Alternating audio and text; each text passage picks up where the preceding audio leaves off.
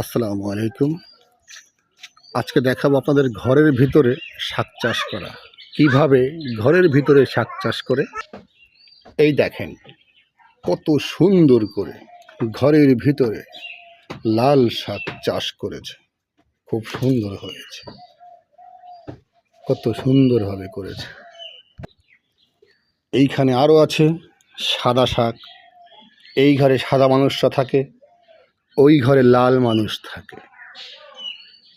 মানুষ যেরকম ভিন্ন ভিন্ন সাদা আর কালা আছে, ঠিক শাকও সাদা আর কালা আছে। ওই ঘরে থাকে লাল মানুষ, মানে লাল শাক। এই ঘরে থাকে সাদা মানুষ, সাদা শাক।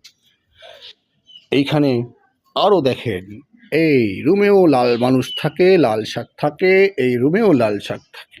এই রুমে সাদা শাক থাকে। কত সুন্দর সবুজ প্রকৃতি। এই রুমেও আরো সুন্দর সাদা শাক হয়েছে।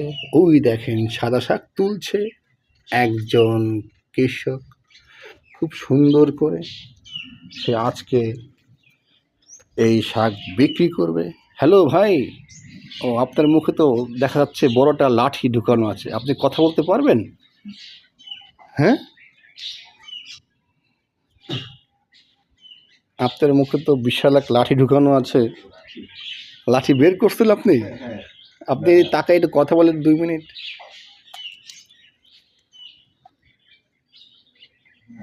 হ্যাঁ, আপনি যখন এই শাক বুনবেন এরকম চিন্তা করছিলেন, মানে কোন আইডিয়া থেকে এটা হয়েছিল বলেন তো দেখি?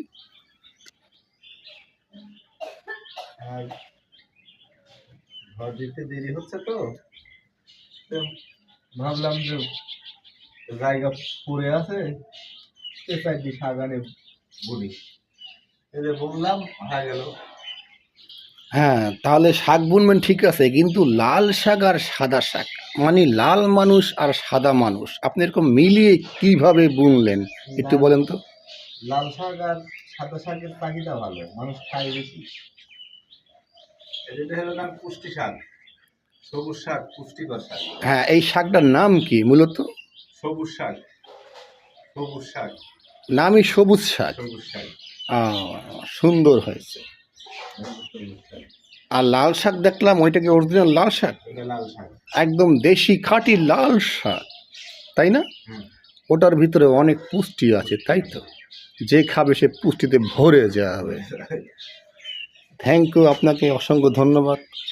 আপনার লাল শাক আর সাদা শাক, মানে লাল মানুষ আর সাদা মানুষ যেরকমের ভিন্ন ভিন্ন থাকে, আপনিও ঠিক সেই রকমের